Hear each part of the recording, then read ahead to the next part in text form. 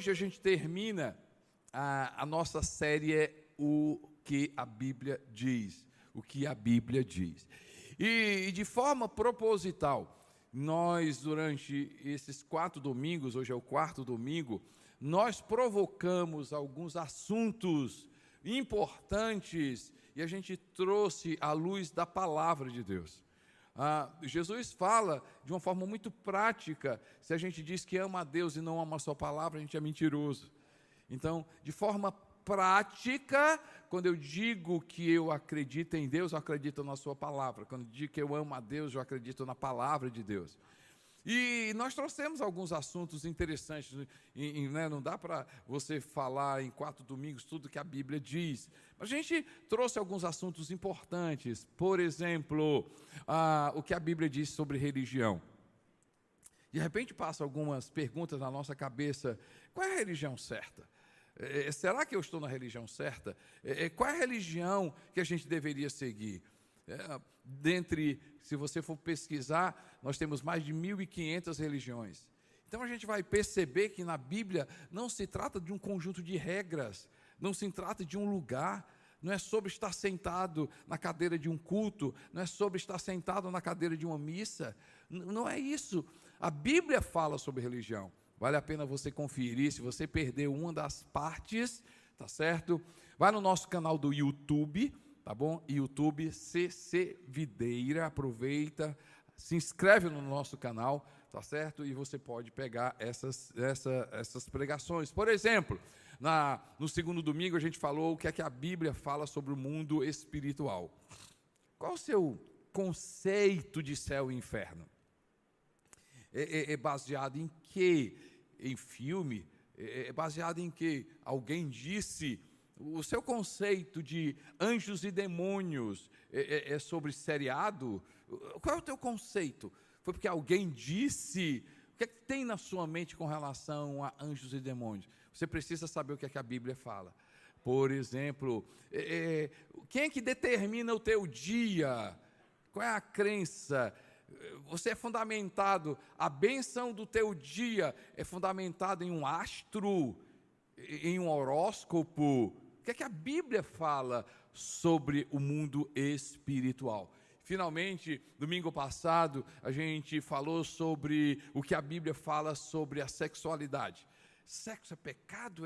É algo sujo? Como é que a Bíblia trata sobre isso? É bênção de Deus? E quando é que Deus abençoa? O que é que existe errado nessa área sobre sexualidade? Você precisa, tá certo, olhar essa pregação. E hoje a gente vai falar um assunto muito importante: o que a Bíblia fala sobre o dinheiro. O que a Bíblia diz sobre o dinheiro? A propósito, não é minha intenção impor em você, para você, o que eu creio. Não é, sinceramente, não é minha intenção você crer naquilo que eu creio. Mas é minha intenção, minha oração é você se abrir ao Espírito Santo de Deus. Você se abrir à palavra de Deus e deixar que seja a palavra de Deus.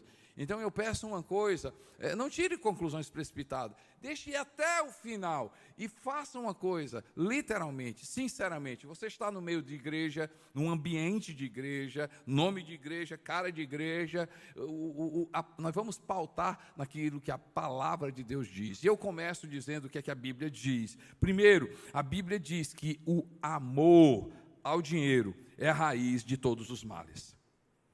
Anota esse texto aí, grava esse texto aí, fotografa esse texto aí, registra esse texto. 1 Timóteo, capítulo 6, versos 9 e 10. 1 Timóteo, capítulo 6, 9 e 10. Gente, olha o que é que o texto diz. Os que querem ficar ricos caem em tentação, em armadilhas e em muitos desejos descontrolados e nocivos, que levam os homens a mergulharem na ruína e na destruição. Pois o amor ao dinheiro, diga comigo, gente, por favor. Pois o quê? O amor ao dinheiro é a raiz de todos os males. Algumas pessoas, por cobiçarem o dinheiro, desviaram-se da fé, se atormentaram a si mesmas com muitos sofrimentos. A Bíblia diz que é algo nocivo, é o apego excessivo, o amor ao dinheiro. Pastor, como é que eu sei que eu amo dinheiro? Você pensa em dinheiro, você fala em dinheiro, você sonha em dinheiro, você conversa com dinheiro, você lê sobre dinheiro, você vive o dia todo pensando em dinheiro, tua preocupação é dinheiro, a tua cabeça é dinheiro, as tuas crenças são de dinheiro, você valoriza dinheiro, você valoriza quem tem dinheiro, você senta só com quem tem dinheiro. Como é que é você? A propósito, eu me esqueci, o texto diz assim, né? Os que querem ficar ricos, qual a definição de rico?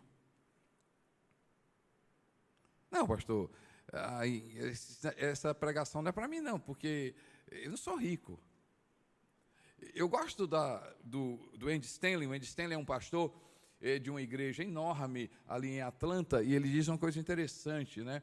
E no livro dele, Ser Rico, o livro dele, assim, o título, ele não é bem atrativo, mas o que tem, uma frase que me chamou a atenção e me fez ler esse livro, diz assim: ser rico não é o que eu tenho, é o que eu faço com aquilo que eu tenho. E se você olha, por exemplo, se você lê relatórios da ONU, Organização das Nações Unidas, Organização Mundial da Saúde, e outras organizações sobre riqueza, pobreza, a gente vai encontrar algumas coisas interessantes. Por exemplo, tá certo? Você em casa, você comigo aqui, quem comeu hoje, levanta a mão. Você é rico.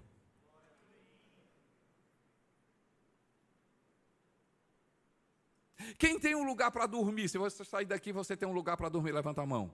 Você é rico. Quem tem um smartphone, levanta a mão. Você é rico. Quem fica chateado, Wi-Fi que não pega, quando fica lento a rede, quem fica chateado, levanta a mão. Problema de rico. Quem já perdeu um voo, se atrasou, o voo foi cancelado, levanta a mão. Problema de rico. Quem está chateado porque não pode viajar, viagem internacional, levanta a mão. Problema de rico.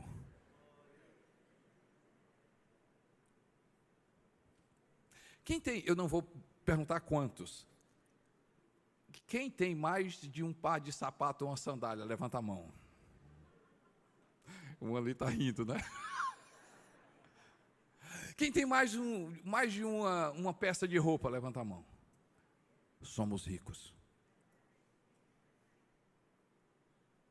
Então essa pregação é para a gente. Essa pregação é para a gente. Isso aqui é um assunto para a gente. Porque geralmente a gente se compara com o de cima. E, gente, você já percebeu uma das maiores riquezas de gente rica? Sabe o que é? Água potável e encanada.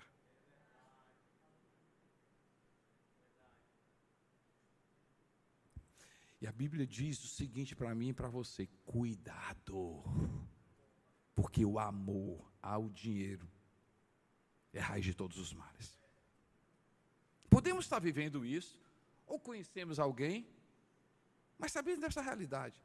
Gente, quantos amigos, viajando junto, saindo junto, jantando junto, conversando, quando entra dinheiro, aí a confusão. Por quê? Porque o apego ao dinheiro, o amor ao dinheiro, quebra uma amizade. Quantos casamentos, quantas famílias destruídas por causa de quê? Amor ao dinheiro. E quantas famílias reunidas em Natal, quantas festas de Natal, famílias juntas, Dia das Mães, Dia dos Pais. Agora essa família está completamente destroçada. Por quê? Porque o pai morreu e está sendo feito a partilha de bens. E aí, irmão brigando com irmão, irmã querendo matar a irmã, o outro saiu fugido. Por quê? Por causa do amor ao dinheiro. Ei, vem cá. A Bíblia diz que o amor ao dinheiro é a raiz de todos os males. Será que não é o momento da gente pensar, meu Deus do céu? De repente você está carregando o quê, gente? Ansiedade. De repente, angústia. Pensar no amanhã. O que é que vai ser do meu futuro? O que é que vai ser do meu amanhã? Como é que vai ser a minha vida? E tudo isso, ansiedade, depressão, pânico, angústia. Por quê? Amor ao dinheiro. A Bíblia diz que o amor ao dinheiro é a raiz de todos os males. Solução, daqui a pouco a gente fala. A Bíblia fala também que nós não podemos servir ao dinheiro. Não podemos servir ao dinheiro. É a raiz de todos os males, mas também o dinheiro não pode se tornar Deus na minha vida e na sua vida. Gente, olha no livro de Mateus, capítulo 6, verso 24. Jesus, palavras de Jesus, o texto está aí, vou explicar. Palavra de Jesus. Jesus, ele coloca o dinheiro na condição, o assunto dinheiro em uma condição espiritual. Na perspectiva de Jesus, escute isso aqui, na perspectiva de Jesus, dinheiro é o maior concorrente de Deus.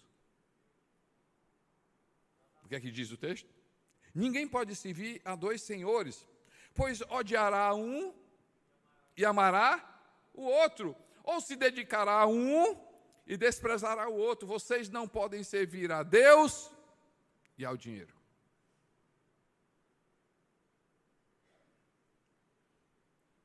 Vocês já ouviram a expressão, em outros evangelhos, né? Você vai encontrar a expressão, você não pode servir a Deus e a Mamon. É uma entidade maligna. O amor ao dinheiro é a raiz de todos os males.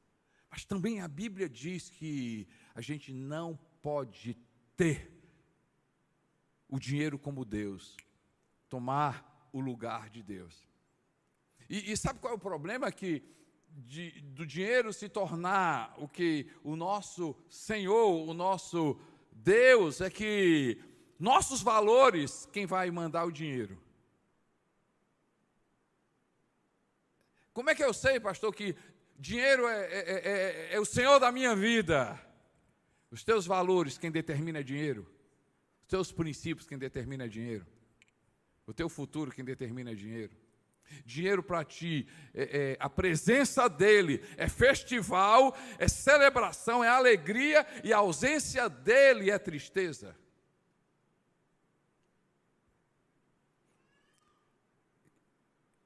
Por que você está feliz hoje? Ah, pastor, estou feliz hoje porque essa semana fechamos um bocado de contrato, está bom demais, vai ser muito dinheiro. E por que você estava triste antes? Ora,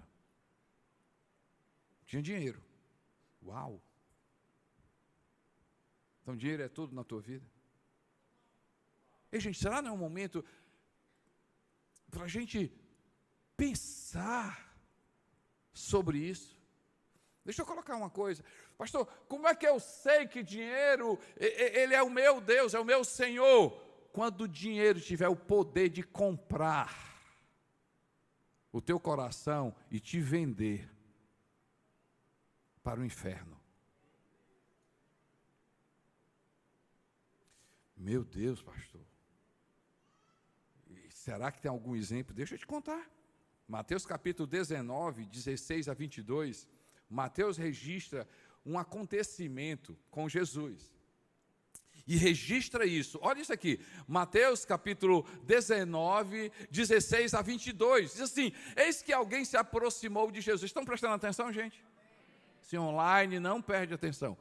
Se aproximou-se de Jesus e lhe perguntou: mestre, que farei de bom para ter A vida eterna. Para aí, só um minutinho. Ele está falando do quê, gente?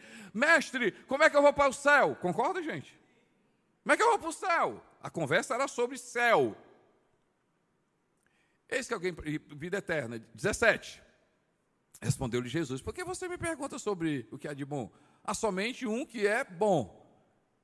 Se você quer entrar na vida, aqui é vida eterna, se você quer ir para o céu, obedeça aos mandamentos. E Jesus começa a citar. Quais? Perguntou ele. Jesus diz, olha, não matarás, não adulterarás, não furtarás, não darás falso testemunho, honra teu pai e tua mãe, amarás o teu próximo como a ti mesmo. Olha aí o que ele disse. Disse-lhe o jovem, a tudo isso tenho obedecido, o que me falta ainda? Jesus respondeu, se você quer ser perfeito, ou seja, se você quer alcançar a perfeição, e qual é a perfeição, gente? A gente ir para o céu, lá a gente vai ser perfeito, lá a gente vai ser completo. Se você quer ser perfeito, vá, venda os seus bens e dê o dinheiro aos pobres, e você terá um tesouro nos céus, depois, vem, siga-me. Mas pastor, a salvação não é pela graça? Jesus estava testando o coração dele assim, quem é que manda em ti? Porque se ele foi procurar Jesus, ei gente, olha aqui. Se ele foi procurar Jesus, Jesus chega logo para ele assim, mestre bom, o que é que eu vou? Ele diz assim, peraí, só eu quero, antes de começar da nossa conversa, quem é bom? Só existe um que é bom, Deus. Então ele diz assim, o texto não fala, mas ele reconhece, Jonas, que Jesus era Deus. Se ele continua a conversa, ele diz assim, sabe por que eu estou conversando aqui? Porque você é mestre e eu reconheço você como Deus. Então, você tem a resposta. E Jesus, então, bom, agora eu vou conversar com você. E ele diz assim, vem cá, você conhece os mandamentos? Eu conheço e desde a minha infância, desde a minha adolescência, desde que eu obedeço. E era verdade. Porque se não fosse verdade, Alex, Jesus já assim, como é que tu mente para mim? Jesus não disse nada, Kleber. Por quê? Porque era verdade, Pedro. Aí Jesus querendo testar o coração. Deus é teu Senhor ou o dinheiro é teu Senhor? Pois tá bom. Vende tudo. Dá aos pobres. A Bíblia diz que ele saiu triste. Sinceramente, eu tenho certeza que iria acontecer assim. Jesus disse assim, olha, vende tudo, dá aos pobres, e vem e me segue. E depois você vai ter o céu. Se ele dissesse assim, eu dou. Vou vender tudo. Jesus ia olhar para ele, o coração dele, como é que é? Você não disse que para vender tudo e distribuir? Pois eu vou fazer. Jesus ia olhar para o coração dele e dizer assim, é verdade. Aí quando ele estava indo, Jesus dizia, ei, volta aqui. Bati na costa dele e disse assim, não precisa vender não. Era só um teste. Pode ficar com tudo. Só queria saber quem era dono da tua vida. Gente, olha aqui, não existe na Bíblia, nenhum texto da Bíblia, nenhum texto na palavra de Deus, que Deus exige as coisas da gente. Não tem. Não existe. Nenhum texto de Gênesis e Apocalipse, não existe nenhum texto que diz assim, eu quero tudo que você tem. Não tem. Mas Jesus não negocia que Ele seja Senhor 100% da nossa vida. E essa é a estratégia de Satanás. Deixa eu mostrar uma coisa interessante aqui para vocês. O pessoal da mídia não precisa colocar, não. Mas é interessante. Gênesis capítulo 2.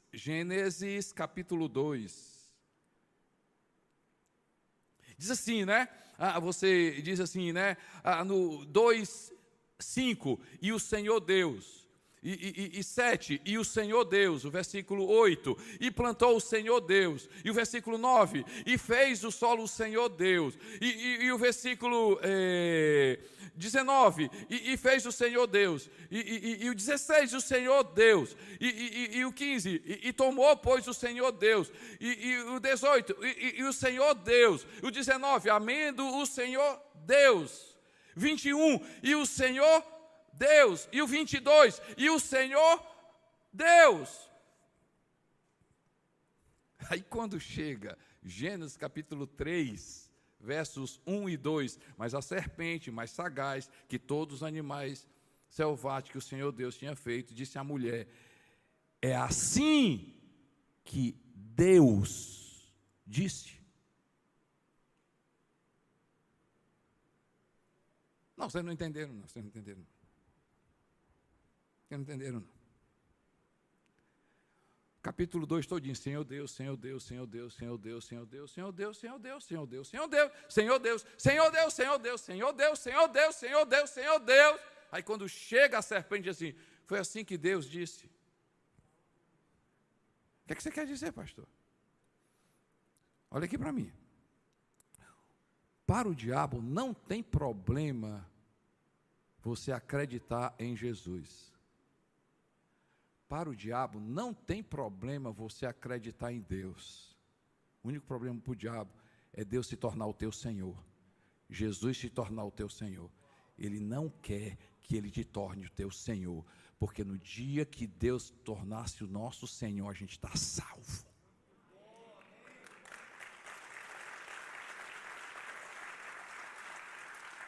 Quem é o seu Senhor?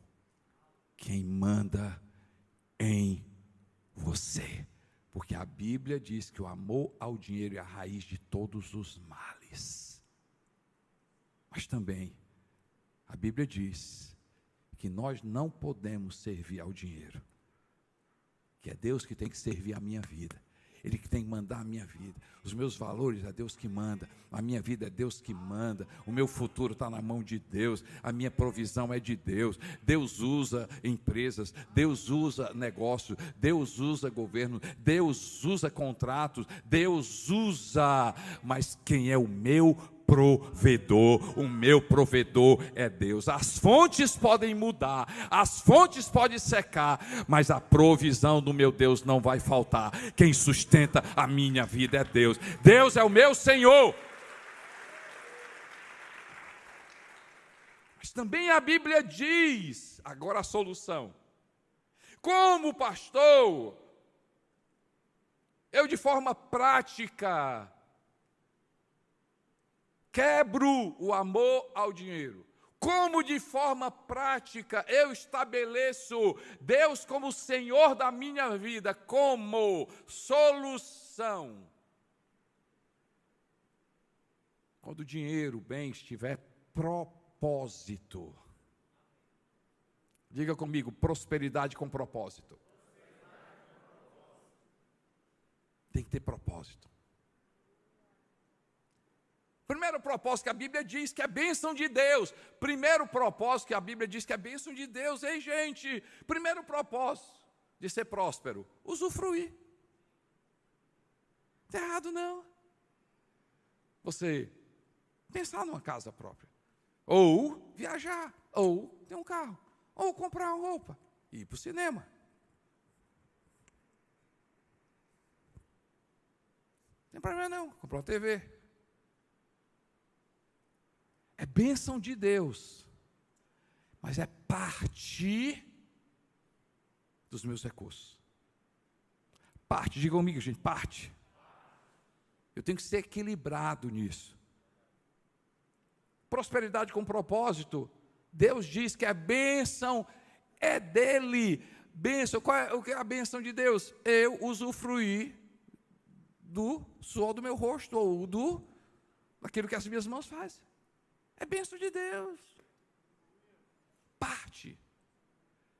Porque se tudo for a respeito de mim, está errado. E prosperidade com propósito. Qual é o outro propósito? De multiplicar. Administrar. Gente, é um propósito saudável, é um exercício saudável. Quem tem equilíbrio financeiro é equilíbrio saudável. Eu vou falar aqui alguma coisa, pode não ser você. Pastor, estou passando dificuldade, perdi meu emprego, estou com problema, tal. Não é com você, isso aqui. Mas eu estou falando com gente que tem, estilo de vida, dívida. A propósito, dívida deveria ser demônio. Mas não é. Mas por que, pastor? Se fosse demônio, a gente orava e saía, ia embora. Fazia uma noite do descarrego. A propósito, quarta-feira do encontro, vou trazer o time do Ceará para cá. Vamos voltar para o espiritual,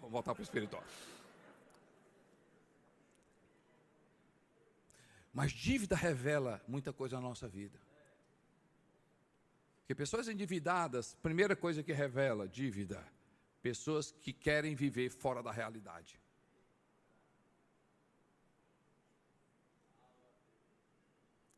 Segundo, pessoas que têm dívida como estilo de vida são pessoas invejosas. Nada a ver, pastor. Não, tá bom, ok. Deixa eu falar. Você sabe o que é inveja? Eu desejar o que não é meu, eu querer ter aquilo que não me pertence. Então, pessoas endividadas, elas não querem viver a realidade. E o pior, elas querem ter o que não pode ter e desejar aquilo que não pertence. Por isso que elas se endividam. Pessoas que têm um estilo de vida, dívida, são pessoas não apenas desequilibradas financeiramente, são pessoas vazias de alma, porque querem suprir através de coisas. Então, por isso que o exercício que a Bíblia diz que é saudável, é a gente ser mordomo. E eu ainda tenho mais uma coisa para você, que a Bíblia diz que esse exercício a gente vai prestar contas. Como assim? Deus vai exigir de todos nós prestação de contas se a gente foi bom mordomo. Onde é que tem isso na Bíblia? Mateus, capítulo 25, parábola dos talentos. Não, pastor, ali é dom. Não, ali é dinheiro. Talento representa dinheiro. Um talento são 6.000 denários. Um denário é um dia de trabalho. Então, Jesus está dizendo assim, para 5, ele deu 5 talentos para um, 2 talentos para outro, 1 para outro. Depois ele voltou e pediu prestação de contas. Deus vai exigir prestação de contas. Se eu fui mordomo ou não, com aquilo que passou nas suas mãos. Ok? Propósito. Diga comigo, prosperidade com propósito.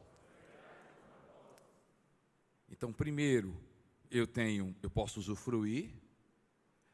Propósito de multiplicar. Para quê? Para ser generoso. Deus anda à procura de pessoas que Ele pode confiar, dar através de você. Eu vou repetir. Deus anda à procura de pessoas que Ele pode dar através de você. E essa pessoa se chama generoso. O generoso não retém, o generoso repassa.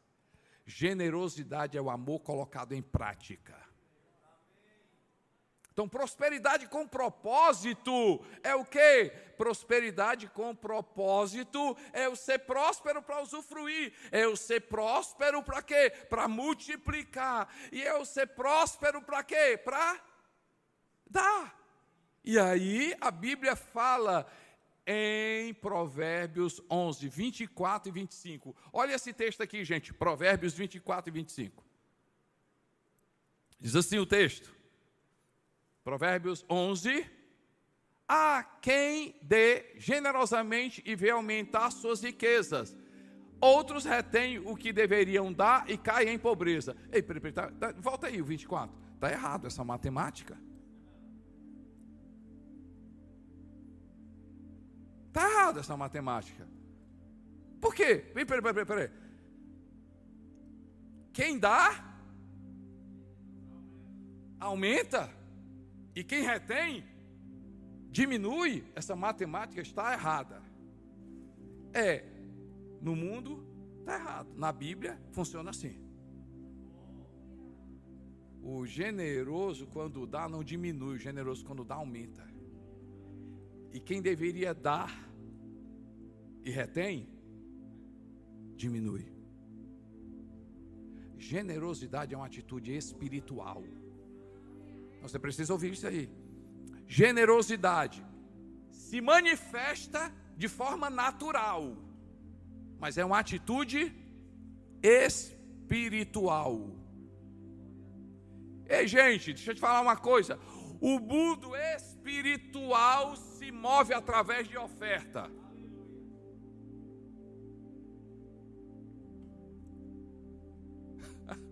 Ei, Mateus capítulo 8, Jesus cura uma pessoa. E a pessoa chega o seguinte: ai, obrigado Jesus, que coisa maravilhosa, Jesus, que bom, ai, fantástico. E Jesus assim: ai, você está grato a Deus? Tô.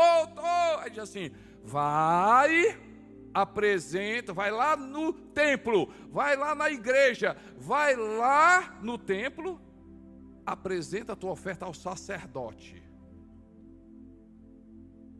Oferta é espiritual.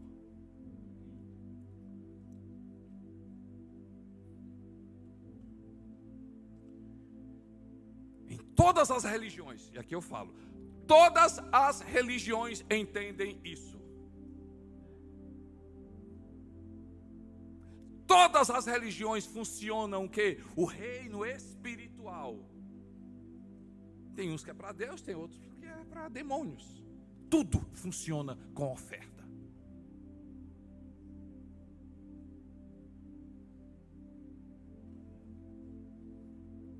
Generosidade é ação prática. E dentro de generosidade, presta atenção, dentro de generosidade tem uma parte, diga comigo, gente, uma parte. Vamos lá, gente, dentro de generosidade tem uma parte. Dentro de generosidade tem uma parte. Tem uma parte chamada dízimo e oferta.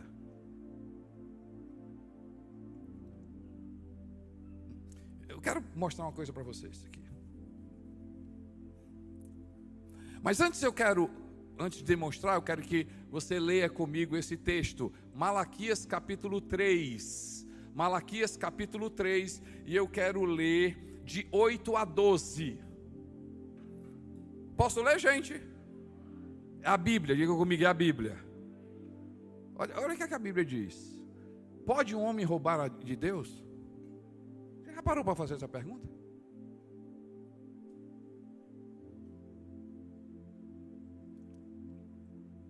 Você já parou para pensar, dizer assim, será que eu estou roubando de Deus? Pastor, não sabia que isso tem na Bíblia não. Pois é. Está na Bíblia. E aí ele continua. Contudo, vocês estão me roubando e ainda perguntam: como é que te roubamos? E o profeta responde: nos dízimos e nas ofertas. E aí ele dá a solução. Ele começa, né? Ele ainda fala: vocês estão debaixo de grande maldição porque estão me roubando. A nação toda, tragam o dízimo. Aí ele começa a dar: tragam o dízimo todo ao depósito do templo, para que haja mantimento em minha casa. Ponham-me à prova, diz o Senhor dos Exércitos, e vejam, me teste. Não acredita não? Me testa. Deus diz assim: eu gosto de ser testado, eu quero que vocês testem, não tem problema nenhum. Me testem e veja se não abrir as comportas dos céus e derramar sobre vocês tantas bênçãos que nem terão onde guardá-las.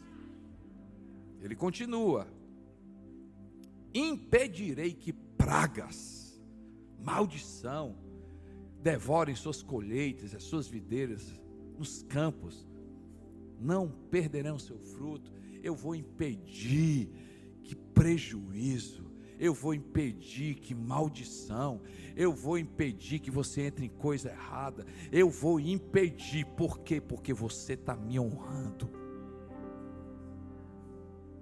Bíblia, gente. E ele termina dizendo o seguinte, o 12: então todas as nações os chamarão felizes, porque a terra de vocês será maravilhosa, porque o lar de vocês será maravilhoso, que a empresa de vocês será maravilhosa, porque a vida de vocês será maravilhosa. Sabe por quê? Porque o generoso prospera. O generoso prospera. Deus se compromete com quem é generoso. Pastor, por que o princípio do dízimo é importante? Porque o dízimo, ele é um exercício de reconhecimento de que Deus nos dá 100%. Isso aqui é o conjunto de bênçãos de Deus. Deus é responsável pelos 100%. Quem reconhece que Deus te dá tudo? E o que Deus te dá é muito mais do que devolver o dízimo. Pastor, assim, muito não, porque assim, né, eu dar 10% que eu ganho é muito. É? E Deus não te dá mais não? Dá, assim, porque você pensa só em dinheiro. Jonas, eu tenho uma proposta para você. Você tem um curso de hebraico, você tem... Eu desejo que seu curso seja exploda no Brasil todo. Você precisa de muito investimento. Eu tenho uma proposta para você. Estou vendo que seu braço é muito bonito, o braço esquerdo. Eu tenho uma proposta para você. Tem alguém comprando um braço como o seu, tá certo? Por $2 milhões. Vende? Não tem negócio, né? Não tem negócio? Tem não? Cara, $2 milhões.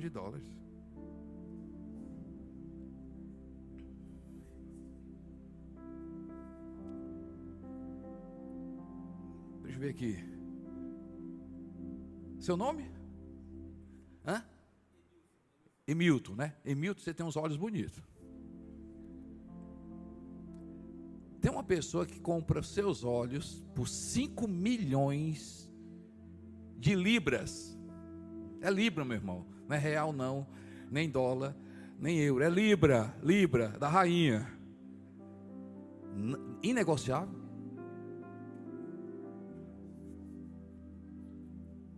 Ei, o que falar da inteligência?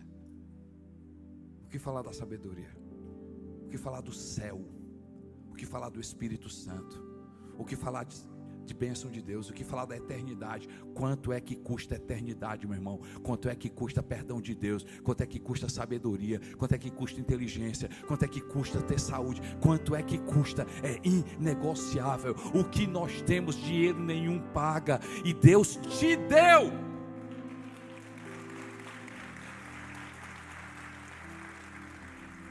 Olha o que é que Davi fala, 1 Crônicas 29, 12 a 14. 1 Crônicas 29, 12 a 14. A riqueza e a honra vêm de ti, tu dominas sobre tudo. 1 Crônicas 29, 12 a 14. A riqueza e a honra vêm de ti, tu dominas sobre todas as coisas. Nas tuas mãos estão a força e o poder para exaltar e dar força a todos. Agora, nosso Deus, damos graça e louvamos o teu glorioso nome. Mas quem sou eu? E quem é o meu povo? Aqui ele estava dando uma oferta para a construção do templo. Quem é o meu povo? Para que pudéssemos contribuir tão generosamente como fizemos. Tudo vem de ti, e não apenas, e nós apenas te demos o que vem das tuas mãos. Dízimo é um exercício prático de quê? De que realmente tudo vem de Deus. Quem reconhece que tudo que você tem vem de Deus, você pode dar glória a Deus, uma salva de palmas para Ele, você pode exaltar o nome de Jesus. Lá de cima Deus está dizendo assim: obrigado, obrigado, obrigado, obrigado, obrigado, porque vocês estão dando glória para mim, muito obrigado. Mas eu quero saber se na prática, Deus é Deus de prática, não é de falácia e discurso, não. Assim, vocês estão batendo palma para mim? Pois está bom. Pois eu quero provar vocês. Isso aqui é dízimo. Dízimo é teste. Você sabia que o número 10 na Bíblia é teste? Quantos mandamentos Deus colocou para testar o povo? Quantas pragas aconteceram no Egito para testar o povo? Na parábola da vinda de Jesus, tem lá as virgens prudentes e as virgens nécias, imprudentes. Quantas? Depois que Pedro nega Jesus, quantas vezes ele teve que dizer eu te amo? Foi não, 3.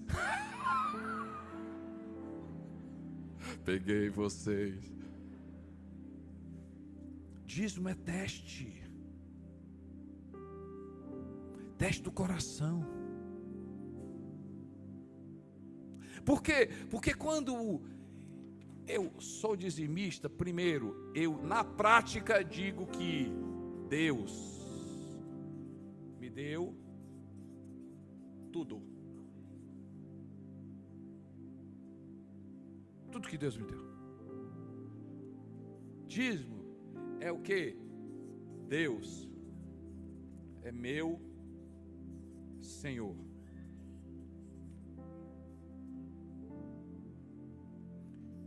O que dízimo representa?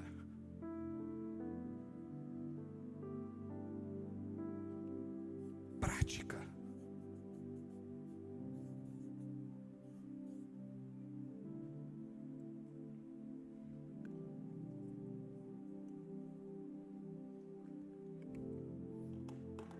O que você escolhe hoje?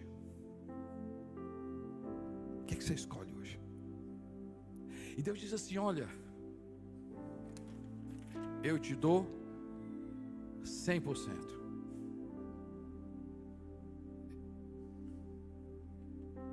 Eu quero saber se você me reconhece.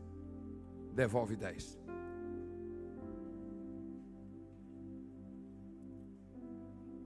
Bíblia, gente. E Deus diz assim: acredita não? Pode me testar.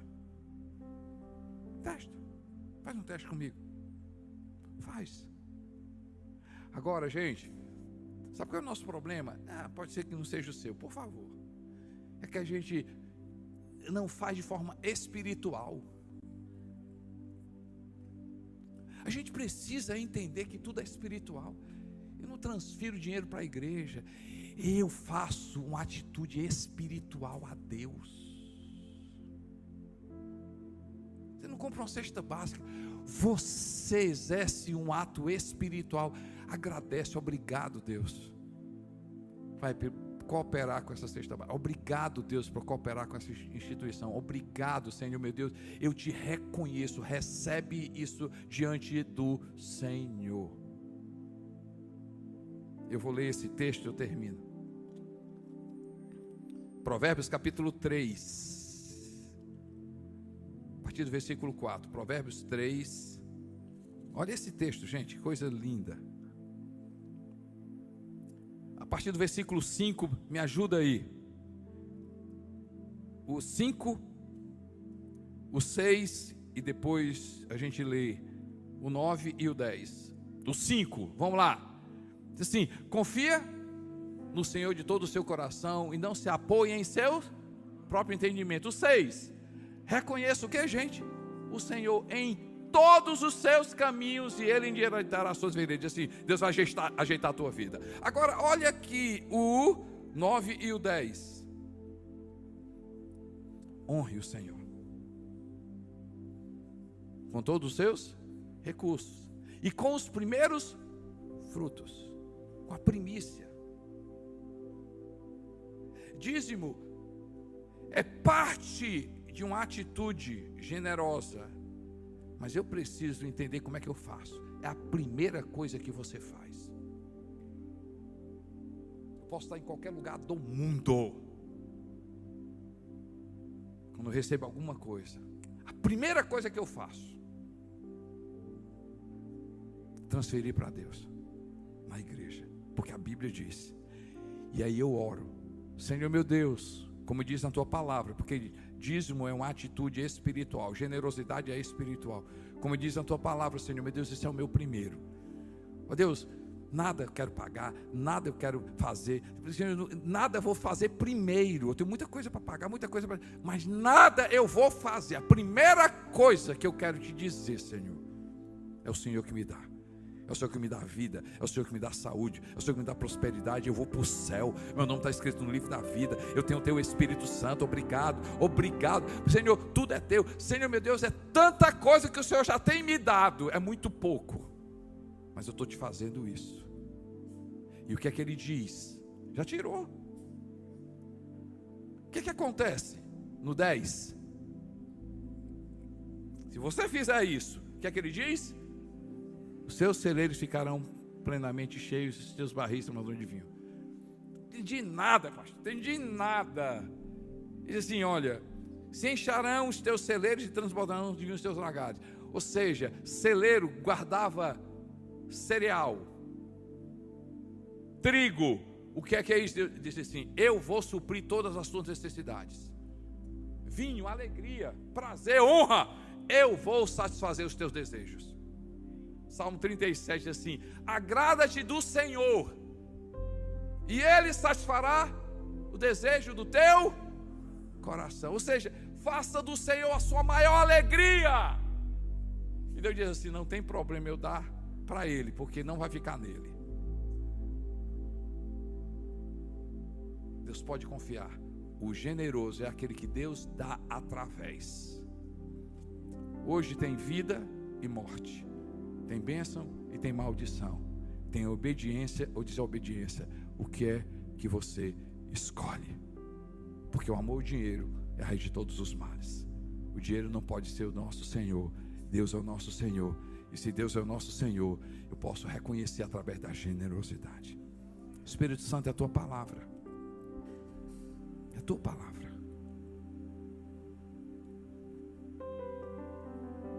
Deus, eu posso ensinar, encorajar, inspirar, mas só o teu Espírito pode convencer e transformar. E esse poder de convencimento seja espiritual, não seja uma atitude emocional, mas seja uma conversão do coração. Espírito Santo de Deus, quebra todo amor. Ó Deus, se alguém aqui, Pai, Deus, cujo dinheiro é Senhor, Pai, cura. Nós queremos dizer, Deus, Tu és o meu Senhor.